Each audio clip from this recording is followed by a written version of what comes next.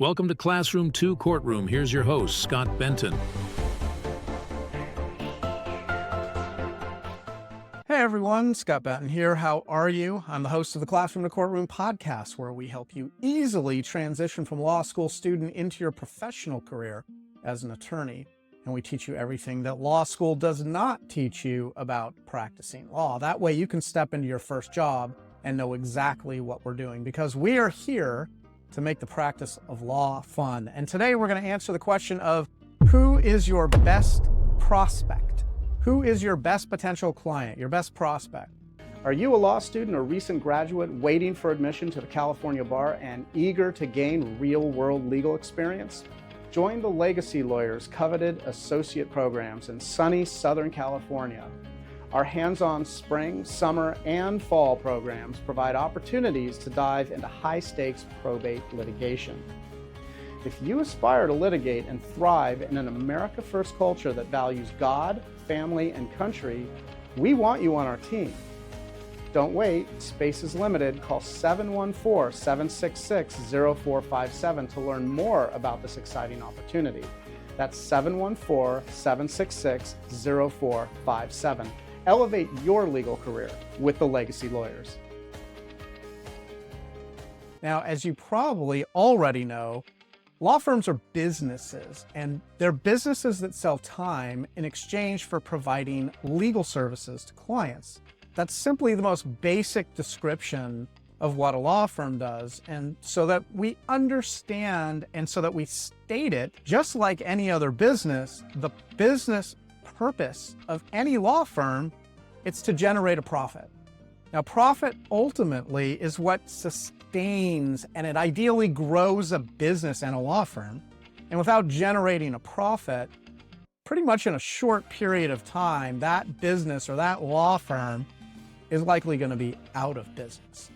So in order to keep the doors open, in order to keep the lights running, a law firm's balance sheet needs to show that they're in the green and that they're not operating in the red or at a deficit for very long, because that's just not sustainable. And if you operate in the red for a long time, then those doors, I can guarantee you, those doors are going to close. So now, in order to keep the doors open and to keep those lights running, a law firm is always sourcing new business. That means they're looking for new clients.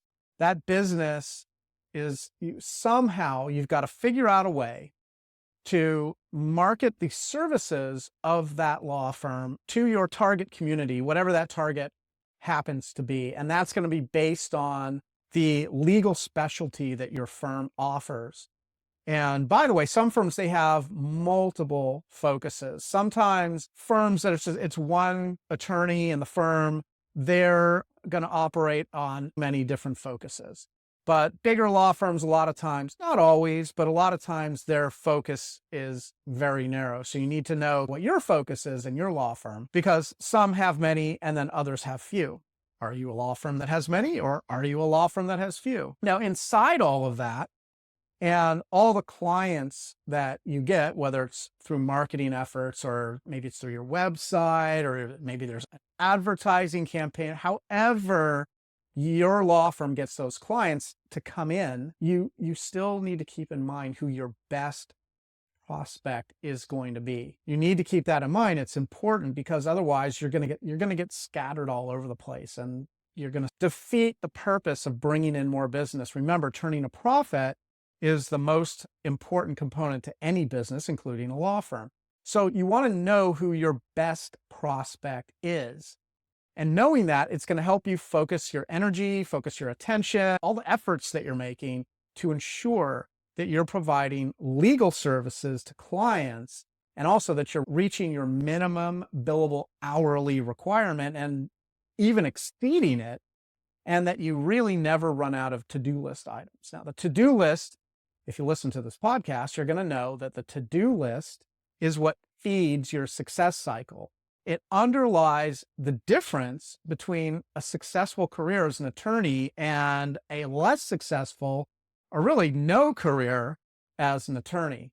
By the way, we haven't talked about this in a long time in these podcast episodes, but we want to focus back in on the success cycle. Now, everything we talk about is a piece of that success cycle, but we haven't really put it in those terms necessarily, although every single episode is following one of these three categories. Now, the success cycle has three categories, and it's what the entire Classroom to Courtroom podcast is built around. The success cycle is a working model. It's composed of three stages, and you're just going to complete those three stages over and over again.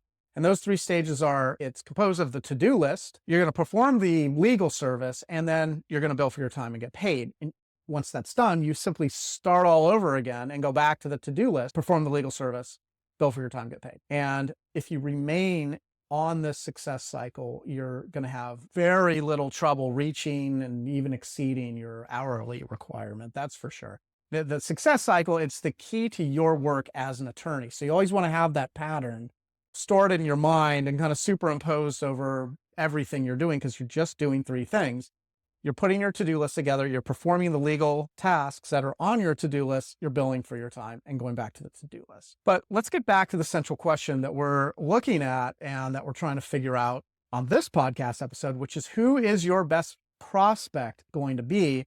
The answer to that question is that your best prospect or your best prospective client, it's simply going to be the current client that you're already working for. It's the current clients that you already have. Now, sometimes attorneys, they have clients who just stop engaging with them, or maybe they stop replenishing their trust accounts, which it usually means a couple of things.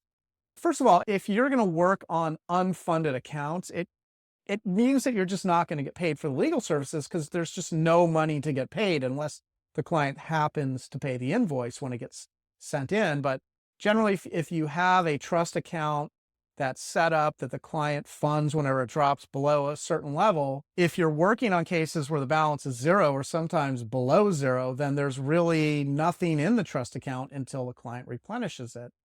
So between the clients that you already have and clients that you don't have, meaning people that you're not working with, that you have to go out and market to, you have to decide which is going to be the kind of the easier path to go with, or certainly the most economically viable path to go.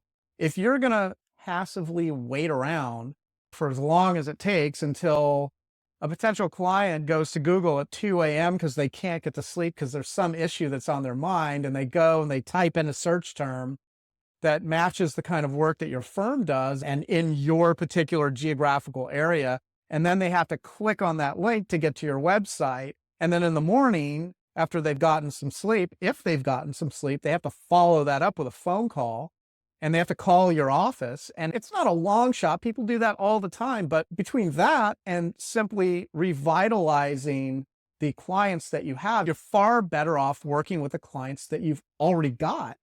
It just, again, it makes the most economical sense for you and frankly for the client and the firm. Now, as I said, sometimes those clients, they just begin to drop off because they're more or less unclear about what's happening in their case. And we've talked about in other podcast episodes that the number one complaint of clients that they'll say is that they've been paying out of all this money. They've been billed. These services cost a lot, but nothing is being done. The law firm didn't do anything. That's their perception. Because in most cases, that's really not what's going on. A lot of work, in fact, is generally getting completed on those cases, but the clients just, they don't know about it. The problem comes down to one of clarity and communication, because chances are that the attorney's just not talking to the client directly. They're not sending out status reports, or sometimes the billing entries, they can be confusing and the client just doesn't understand them. Sometimes there's a thing where they combine a lot of work that they did on a case into one sort of billing entry, and it can be impossible to really understand the amount of work that's been done. So the client really, because they're not, for the most part, they're not attorneys, they're left with no choice but to just conclude that, I mean, they're making all these payments and nothing's getting done on their case. So you want to keep in mind that instead of going out and getting new clients, don't forget that there's probably a good chance that you may already have clients who they just simply need to be recultivated, that you need to touch base with them. You need to remind them about the value of their case. You need to clarify what's going on with the work, because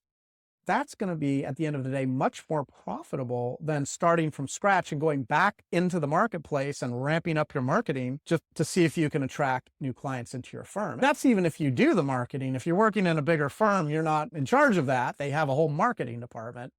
You just need to focus on working with the clients that you have, revitalizing those cases, contacting your client, making sure they know what's going on, letting them know about the value of their case, and getting them back on board. So I hope that's helpful. And I hope that answers your question of who's your best prospect going to be. The answer is that the best prospect is always going to be the clients that you have. I'm Scott Benton. I'm the host of the Classroom to Courtroom podcast. Thank you so much for tuning in. If this is information that you're finding valuable and it's helping you make that transition from a law school student into your professional career as an actual attorney, and you'd like to get an alert every time we put out a new episode, you can go to our website. Our website is classroom2courtroom.com. You can leave us your contact information. You'll get an alert every time we put out a new episode of the Classroom Courtroom podcast. And don't forget to share and subscribe if you'd like to stay on top of all our newest episodes. That's just another way you can do it as well. Until next time, we hope you'll join us in making the world a better place, one client at a time. Thank you so much. Thanks for joining us on Classroom 2 Courtroom, the podcast designed to help launch your first-time legal career.